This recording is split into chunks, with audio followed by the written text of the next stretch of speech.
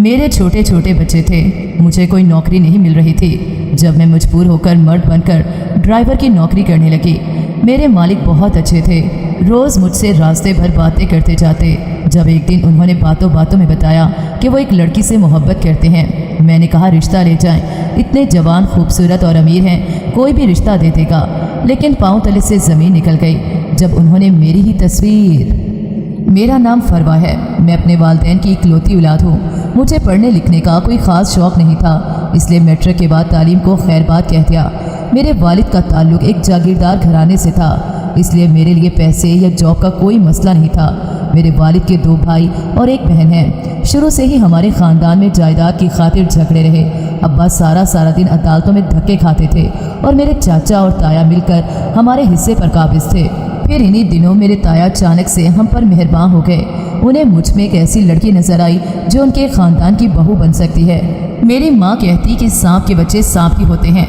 मुझे भी हमेशा से अपना वो कज़न बुरा लगता था जिसकी पहली शादी हो चुकी थी, लेकिन बीवी उससे छोड़कर चली गई जो किसी गैर बरादरी से थी।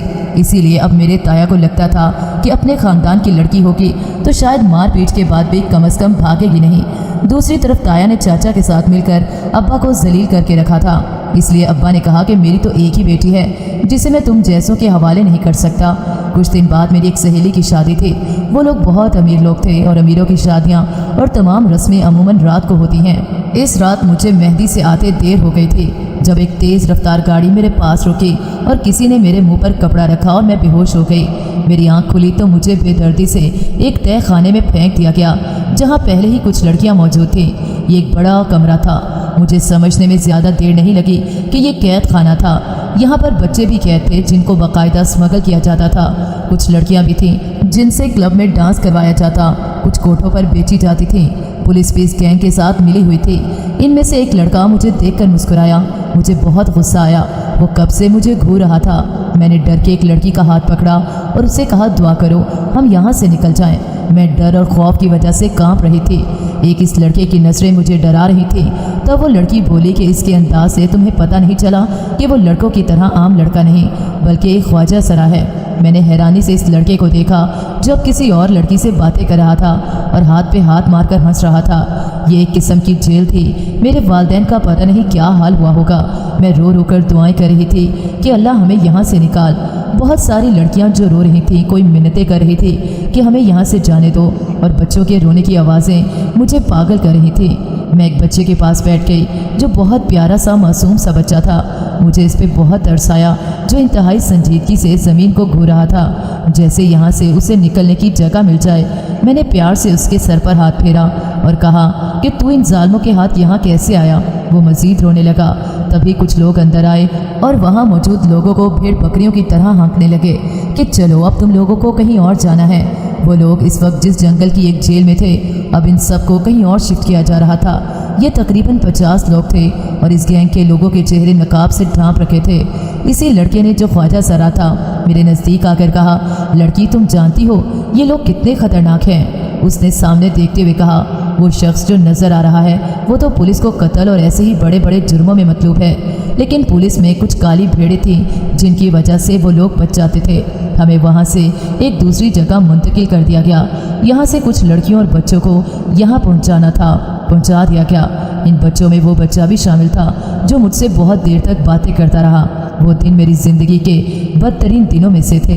24 घंटों में एक बार हमें थोड़ा कुछ खाने को देते ताकि ज़िंदा रह सकें। इस अंधेरे कैद खाने में सूरज को देखे बहुत दिन हो गए थे। कुछ पता नहीं था कब सुबह होती होगी और कब शाम। तभी मैंने एक बच्चे को जन्म देने वाली औरत को मरते देखा था जिसे हॉस्पिटल नहीं पहुंचाया गया और वो वहीं अपने बच्चे को तन्हा छोड़कर मर गई। वहाँ मौजूद लोगों से ड्रग सप्लाई का काम भी लिया जाने लगा था। अब मुझे इस दिन से डर था जिस दिन ये लोग मुझे भी किसी घिनौने काम में मरवा देते।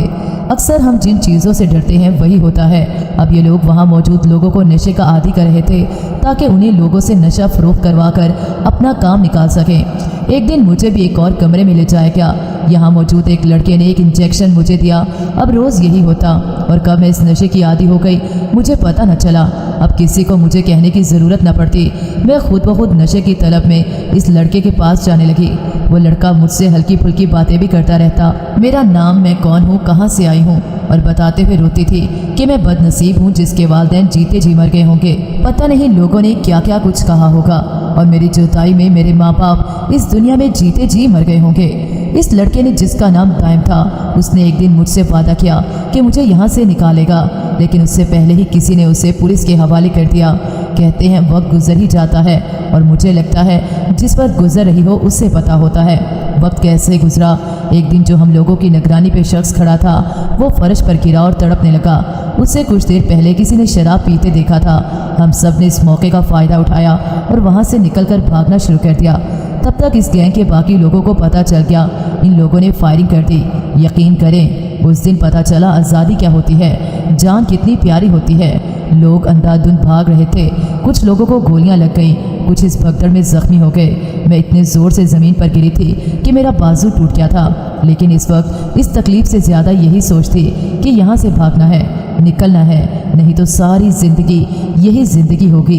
ये एक सुनसान रास्ता था, सड़क के साथ एक घना जंगल था। मैं इस जंगल में घुस गई और बड़ी मुश्किल से जान बचाती वहाँ से निकली। रात काफ़ी हो चुकी थी जब पक्की सड़क पर आती जाती गाड़ियों को रोकने की कोशिश की, लेकिन रात के इस वक्त कोई लिफ्ट देने को रुकने का रिस्क नहीं लेने वाला था। मैंने पैदल ही वहाँ से चलना शुरू किया, लेकिन एक तो 2 दिन से भूख और कुछ नशे की आदत की वजह से सेहत बर्बाद हो चुकी थी। कुछ दूर भागने के बाद मैं वहीं गिरकर बेहोश हो गई। जब आंख खुली तो हॉस्पिटल का वार्ड था और मेरे पास एक डॉक्टर और 2 पुलिस वाले खड़े थे। पुलिस ने होश में आते ही मुझसे इन्वेस्टिगेशन शुरू कर दी। मैं डरती थी कि मैं जिस मुसीबत से निकली हूँ फिर से उसमें न फंस जाऊँ। वो लोग बहुत ख़तरनाक थे। मैंने मुकर जाना बेहतर समझा, लेकिन वहाँ मौजूद एक शख्स ने कहा कि इसने मुझे वहाँ से भागते देखा। मुझसे घर का एड्रेस लिया और कुछ देर में मेरी बदनसीब माँ वहाँ थी। मैं कितनी देर अपनी जगह से हिल नहीं सकी। पता नहीं कब मेरी माँ ने चीखना चिल्लाना शुरू किया। तब पता चला कि मेरी माँ उस दिन 6 माह बाद बोली थी। मेरे अगवा के बाद मेरे वालिद को लोगों ने कहा कि तुम्हारी बेटी बदचलन थी, घर से भाग गई। मेरा बाप ये बर्दाश्त नहीं कर सका और फिर एक दिन मौत से लड़ते लड़ते थक गए और हमेशा के लिए इस दुनिया को छोड़ दिया। मेरी माँ बेटी और शौहर के गम में जहनी तौर पर बीमार हो गई। लोगों ने देखा उसने बोलना चलना छोड़ दिया और आज मेरी माँ ने मेरी हालत देखी तो कलेजा फट गया।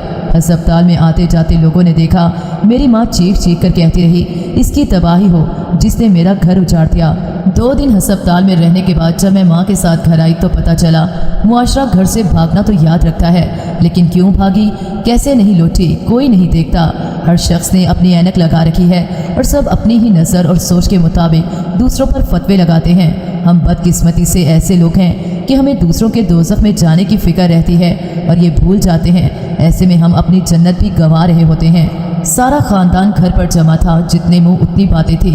कोई कहता वो लड़का कहाँ है जिसकी वजह से ये घर से भागी थी, इसका बाप इसकी वजह से अपनी जान से गया, और कोई कहता वो लड़का बुज़दिल है जो इसे इस वक्त अकेला छोड़ गया, और कोई कह रहा था कि अब गई ही चली थी तो वापस क्यों आई।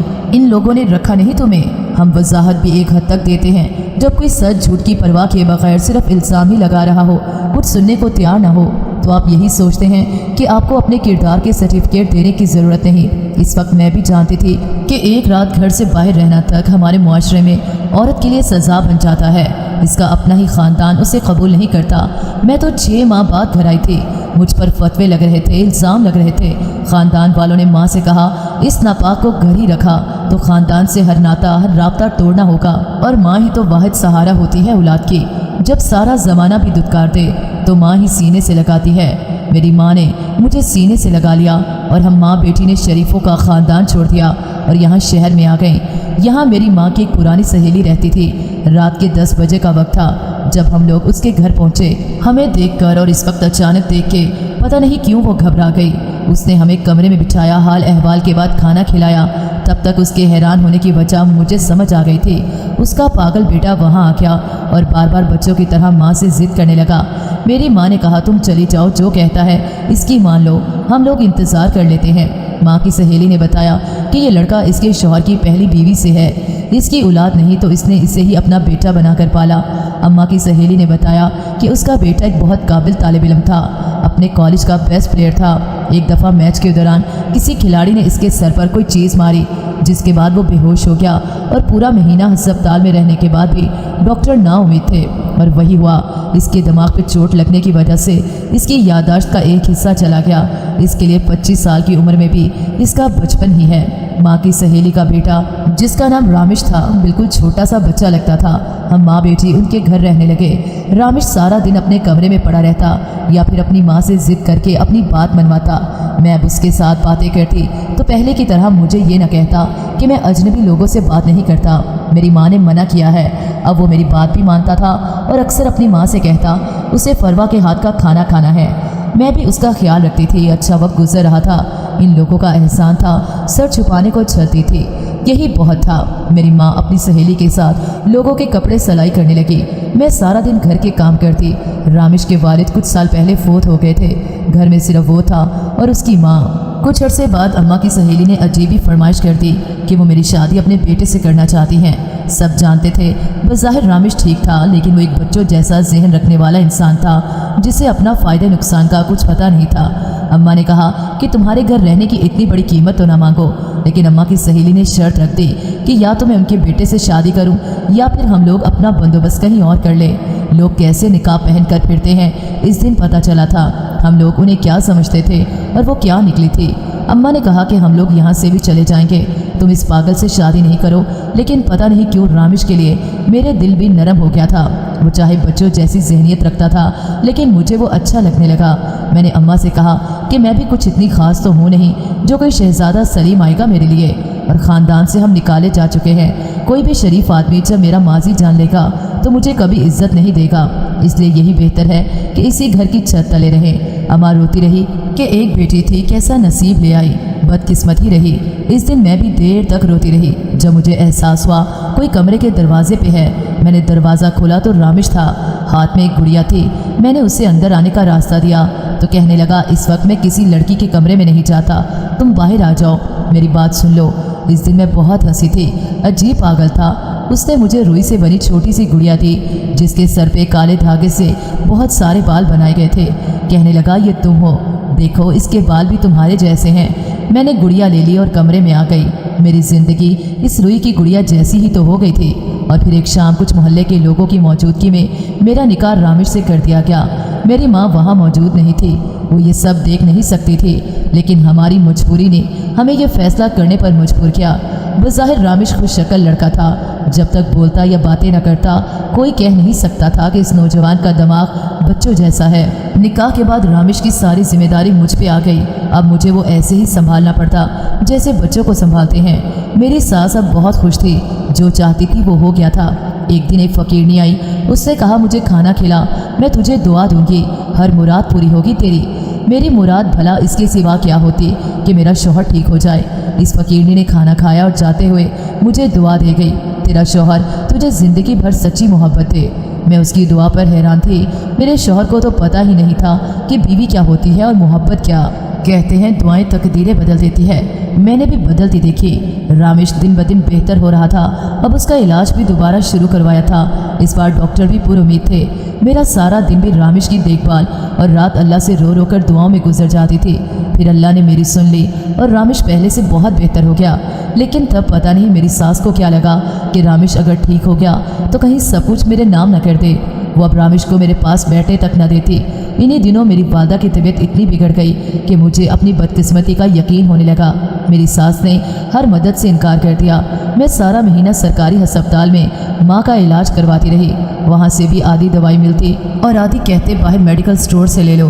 मैं वो बदकिस्मत बेटी थी जो अपने वालिदैन के किसी काम ना आ सके, बल्कि उनकी तबाही का सबब बन गई। मेरा बाप मेरे गम में चल बसा और माँ मौत के मुंह में थी। सर्दियों की रातों में मैं और मेरी माँ सरकारी अस्पताल में डॉक्टरों की इंसानियत देखते रहे। और फिर एक दिन जब मेरी आँख खुली, इस लकड़ी के बेंच पर लेट लेट के मेरा जिस्म अकड़ चुका था। जब माँ को आवाज़ दी तो पैरों तले से ज़मीन निकल गई। मेरी माँ मुझे सोता छोड़ के न जाने कब की इस दुनिया से जा चुकी थी। पता नहीं जिसने मदद की, कौन घर छोड़ के गया, कुछ पता नहीं। मोहल्ले के किसी शख्स ने कफन दफन का इंतज़ाम करवाया। मैं दुनिया में तन्हा रह गई थी। एक एक करके मेरे रिश्ते मुझे छोड़ गए थे। सारा दिन रोते और रात सोचों में गुजर जाती थी। जब हम सोच रहे होते हैं हम पर कोई जिम्मेदारी बाकी नहीं रही तो किसके लिए जीना। कुछ लोग ज़िंदगी से मायूस होकर इसके ख़त्म होने के दिन गिनते हैं और कुछ लोग कोई वजह ढूंढ लेते हैं। मेरे पास वजह भी नहीं थी। मुझे लगता था कि मैं पागल हो जाऊंगी। मेरी सास रामिश से कह के मुझे बातें सुनवाती। वो पहले से बहुत बेहतर था लेकिन अपनी माँ के हाथों खिलौना बन चुका था। जैसा कहती वही उसके लिए हरफे आखिर होता। हम मियाँ बीवी अजीब रिश्ते में जुड़े थे, साथ थे लेकिन साथ रहते एक दूसरे के साथ नहीं थे। एक बीवी को जो तहफ़्फ़ुज़ का एहसास होता है, जो मान और भरोसा होता है, मेरे पास ऐसा कुछ नहीं था। लेकिन एक बार फिर से किस्मत ने मुझे ही चुना आजमाने के लिए। मैं माँ बनने वाली थी और ये खबर यकीनन किसी ऐसी लड़की के लिए खुशी की होती होगी जिसका दुनिया में कोई खून का रिश्ता बाकी ना बचा हो। उसे ऐसी खबर पे खुश होना चाहिए कि औलाद के आने के बाद एक मजबूत रिश्ता होगा जो सिर्फ उसका होगा। लेकिन मैं खुश कैसे होती? मेरा मुकाम एक बीवी की हैसियत में क्या था? इस ख़ानदान में क्या था? ज़माना मुझे क्या समझता था? इन बातों के बाद मैं नहीं चाहती थी कोई और फरवा इस दुनिया में आए। मैंने मोहल्ले में एक औरत से बात की जो एक सरकारी अस्पताल में नर्स थी। उसने कहा वो मेरी मदद करेगी। मैं ऐसा कोई रिश्ता नहीं चाहती थी जो मेरी तरह ज़िंदगी में मजबूर और बेबसी की ज़िंदगी गुजारे। फिर रामिश कैसा बाप होता जो अच्छा शौहर साबित नहीं हो सका था, जिसका जहन अब भी सिर्फ वही कर रहा था जो इसकी माँ कहती थी। लेकिन यहाँ भी किस्मत ने मेरा साथ न दिया। इस नर्स ने कहा कि इस वक्त अगर कुछ किया तो तुम्हारी जान को खतरा है। मायूसी से घर लौट आई। वो 9 माह मेरे लिए 9 साल जैसे थे। शदीद ज़हनी अजियत और तकलीफ़। मैं बहुत कमज़ोर हो चुकी थी। मेरे असाब मेरा साथ छोड़ रहे थे। जब एक रात मेरी ज़िंदगी में 2 और मासूम जुड़ गए थे। मैंने 2 जुड़वां बच्चों को जन्म दिया था, एक बेटा और दूसरी बेटी थी। बच्चों को देखकर मुझे अजीब सी खुशी थी। मैं जो सोचती थी मुझे औलाद से मोहब्बत नहीं होगी, मुझे ज़रूरत नहीं किसी रिश्ते की। एक लम्हे में सब कुछ बदला था। मैं इन मासूम फरिश्तों को देखते ही ममता के एहसास ने मुझसे सारे गिले छीनकर शर्मिंदगी में मुब्तला कर दिया कि तुम तो इन्हें मारने वाली थी। मैं रोज़ अल्लाह से माफ़ी मांगती और अपने बच्चों की ज़िंदगी की दुआएं करती। रामिश और मेरी सास का रवैया भी अब कुछ बेहतर था। मुझे ना भी पूछते लेकिन बच्चों से उन्हें लगाव था और मेरे जैसे बदकिस्मत के लिए यही काफ़ी था। बच्चों के छोटे छोटे काम करते वक्त अच्छा गुजरने लगा और वो दिन मेरी ज़िंदगी का खूबसूरत दिन था जब मेरे बच्चों ने पहली दफ़ा मुझे माँ कह के पुकारा। ये बात वो लोग समझेंगे जिनका कोई नहीं होता, लेकिन फिर एक ऐसा रिश्ता बन जाता है जिसे दुनिया की कोई ताकत जुदा नहीं कर सकती। एक दिन मेरी सास और रामिश गांव किसी फोतकी पर गए हुए थे। वापसी पर तेज़ रफ्तार में आते ट्रक से उस बस का एक्सीडेंट हो गया और ये वो दिन था मैं जो भूलती जा रही थी। मैं बदकिस्मत हूँ। मुझे कुदरत ने याद दिलाया कि तुम अब भी बदकिस्मत ही रहोगी। मैं अपने बच्चों के साथ बिल्कुल तन्हा हो गई। एक बार फिर से मेरी सास और रामिश कैसा भी था, लेकिन ये तो था कि हम अकेले नहीं थे इस घर में। अब सारी रात नींद ना आती, मेरी तबीयत ख़राब रहने लगी। इसके साथ ही आने वाले दिनों की फ़िक्र, बच्चों के पेट की फ़िक्र। अब बच्चे दूध के लिए रोते रहते। दूध वाले ने दूध देना बंद कर दिया। ज़िंदगी फाकों तक आ गई। माँ खुद तो भूखी रह सकती है लेकिन अपने बच्चों को भूखा नहीं रख सकती। मैंने मोहल्ले में घरों में पता किया और किसी न किसी का कोई काम होता तो वो मैं कर देती, जिससे जो मिलता अपने बच्चों का पेट भरने लगी। लेकिन यहाँ भी वही मर्दों का मुआशरा जिसमें औरत अगर अकेली है तो मुफ्त का माल समझ लिया जाता है। मुझे अब लोगों की नजरें और नीयतें परेशान करने लगीं। एक रात बहुत सोचा तो याद आया घर रामिश के नाम ही था। इसी वक्त उठी और कागजात ढूंढे। अगले दिन ही मोहल्ले की एक औरत जो उस्तानी थी उसे कह के बैंक साथ ले गई। घर को बैंक में गिरवी रखवा कर गाड़ी निकलवा लेने का सोचा, लेकिन एक वसीला बन गया। एक शख्स को ड्राइवर की ज़रूरत थी। मैंने मर्दाना हुलिया बना लिया और ये जॉब शुरू कर दी। कुछ मैंने खुद को मजबूत बना लिया अपने बच्चों की खातिर। मैंने गाड़ी चलाना इन्हीं दिनों सीखी थी जब इस गैंग में 6 माह कैद रही थी। वो लोग हमें ट्रेनिंग देते थे ताकि वक्त आने पर भागना हो तो गाड़ी चलानी आती हो। इस तरह बुरे वक्तों का एक अच्छा तजुर्बा मेरे काम आ गया। अब मैं गाड़ी चलाती, कोई ना कोई सवारी मिल जाती, उसे उसकी मंजिल तक पहुंचा के जो मिलता उससे अच्छी गुजर बसर हो रही थी।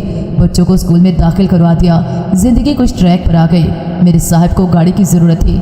उसे छोड़ने के बाद मैं बाकी सवारियां भी बिठा सकती थी। वो एक खूबसूरत और नरम दिल इंसान था और अब रोज़ ही मेरे साथ सफ़र करता और मैं बच्चों की छुट्टी के वक्त तक घर भी पहुंच जाती थी। वो शख्स अब मुझसे कुछ बातें भी करने लगा था। जब कोई आपको सुनने वाला हो तो आप अपने गम भी शेयर करने लगते हैं। अब इस सफ़र में हम लोगों की अच्छी बातचीत होने लगी। सफ़र भी अच्छा गुजर जाता और मुझे भी एक जाना पहचाना सा शख्स मिल गया था। एक दिन मैंने उससे पूछा कि उसने शादी क्यों नहीं की, तो उसने कहा कि एक लड़की देखी थी, उससे मोहब्बत हो गई थी मुझे। इसके बाद ज़िंदगी ने ऐसे मोड़ दिखाए कि वक्त ना मिला कि उसे ढूंढ सकता। अपने झमेलों में वो लड़की कहीं खो गई। वो किस्मत की मारी थी, पता नहीं किस हाल में होगी। उसने कहा वो अगले दिन उसकी तस्वीर मुझे ज़रूर दिखाएगा। मुझे अगले दिन का इंतज़ार था। मुझे इस लड़की की किस्मत पर रश्क आ रहा था, जिससे कोई 7 साल से मोहब्बत करता था और उसकी खातिर शादी भी नहीं की थी। और ऐसी मोहब्बत के इस लड़की का कुछ अता पता भी नहीं, और इस लड़की को मालूम भी नहीं था कैसी मोहब्बत थी, हर गर्ज से पार। अगले दिन बच्चों को स्कूल छोड़ के मैं जब उसे लेने गई तो वो उसी जगह खड़ा था। मुझे देखते गाड़ी की तरफ बढ़ा। कुछ दूर जाकर मैंने उससे कहा, मुझे दिखाओ कौन लड़की है वो। उसने जेब से तस्वीर निकाली और मुझे दिखाई। मेरे पैरों तले से ज़मीन निकल गई कि वो शख्स मेरी ही तस्वीर मुझे दिखा रहा था। ये तस्वीर तब की थी जब मैं अगवा हो गई थी। पता नहीं कैसे उसने वो तस्वीर ली थी। गाड़ी अचानक ब्रेक लगने से रुकी थी। उसने कहा ध्यान से चलाओ, लेकिन मैं उसे क्या बताती कि मैं किस ध्यान में हूँ। जो अब बता रहा था कि 7 साल पहले वो एक गैंग का हिस्सा था। उसका पिछला रिकॉर्ड एक क्रिमिनल का था, लेकिन फिर एक दिन उसने एक चेहरा देखा जिसे देखकर उसने खुद से वादा किया कि वो इस दलदल से निकलेगा और इस मासूम लड़की को भी निकालेगा। मैं वहाँ मौजूद लोगों को नशे का आदी बना देता था, लेकिन इस लड़की के साथ मैं ये जुल्म नहीं कर सका। मैं महसूस यही करवाता था कि उसे नशा दे दिया है, लेकिन 1-2 बार के बाद मैं ये जुल्म नहीं कर सका। मेरे हाथ कांपने लगते थे। मुझे पता चल गया था कि मुझे उससे मोहब्बत हो गई है। मैंने खुद को पुलिस के हवाले कर दिया और इस गैंग की मालूमात पुलिस के ईमानदार ऑफिसर को देकर वादा माफ गवाह बन गया। लेकिन जब पुलिस ने छापा मारा तो वहाँ से वो लोग फरार हो चुके थे। एक गैंग का आदमी जहरीली शराब पीने की वजह से मर चुका था। तब मुझे एहसास हुआ कि मैं इस लड़की को भी खो चुका था। फिर मुझे याद आया कि एक बार उसने अपने वालिद और घर का एड्रेस भी बताया था। मैं पूछता पूछता वहाँ पहुँचा तो पता चला कि इस लड़की के वालिद उसकी जुदाई में मर गए और वालदा और इस लड़की को ख़ानदान वालों ने निकाल दिया। तब मुझे पता चला कि जिसके कहने पे हम लोगों ने इस लड़की को अगवा किया था वो इस लड़की का कज़न था जो इससे शादी करना चाहता था। मैं मायूस होकर वापस लौट आया। मैंने मास्टर्स किया था, लेकिन नौकरी न मिलने की वजह से कुछ बुरी सोहबत मुझे बुरे रास्तों तक ले गई। मैं अब ज़िंदगी को बेहतर बनाना चाहता था। फिर किस्मत ने साथ दिया और मुझे इसी बैंक में जॉब मिल गई। 2 बहनें थी, उनकी शादी कर दी। माँ तो बहुत अरसा हुआ हमें छोड़कर दूसरी शादी कर चुकी थी। हमारे बाप ने सारी उम्र हमें हमारी माँ के ताने दिए थे कि तुम लोग उस माँ की औलाद हो जो अपने ही बच्चों को छोड़ गई किसी और के लिए। मैं सब कुछ हैरानी से सुन रही थी। किस्मत किस मोड़ पर ले आई थी। मैंने कहा, दाइम, मुझे नहीं पता था मेरी तकलीफ़ें मुझे तुम तक पहुंचाने के लिए ही आती रहीं। मैं इसलिए बदकिस्मत रही कि तुमसे किस्मत मिलवा दे। उसने हैरानी से मेरे मुंह से अपना नाम सुना तो हैरान रह गया और बोला कि तुम फरवा हो। उसे यकीन नहीं आ रहा था। मैंने उसे सब कुछ बता दिया। उस दिन मैं अकेली नहीं रोई थी, मेरे साथ रोने वाला कोई और भी था। एक शख्स मेरे गमों में गमगीन था। मेरी किस्मत बदल चुकी थी। दाइम ने सब कुछ जानने के बाद भी मुझसे निकाह कर लिया। मेरे बच्चों को बाप बन के पाला। मैंने गाड़ी चलाना छोड़ दी। दाइम हमारी हर ज़रूरत का ख्याल रखता। इसकी बहनें मुझसे कभी कभार मिलने आती, मेरा बहुत ख्याल रखती थी। दाइम से शादी के बाद मेरी ज़िंदगी बदल गई। मेरे बच्चे मेरे से ज़्यादा दाइम के करीब थे। रात को सारे दिन की रूटीन अपने पापा को बताते। दाइम भी उनकी छोटी से छोटी बात भी ऐसे सुनता जैसे दुनिया का और कोई ज़रूरी काम नहीं। मेरी शिकायतें लगाते। दाइम जब डांटता तो कहते, पापा डांटने का तो नहीं कहा था। इन बच्चों ने हमारी ज़िंदगी खुशियों से भर दी थी। मोहब्बत ने मेरी ज़िंदगी की तलखियों को भुलाने में मदद दी थी। मैं शुक्रगुजार हूँ अल्लाह की कि ऐसी मोहब्बत कौन करता है किसी से जैसी मेरा शौहर मुझसे करता है।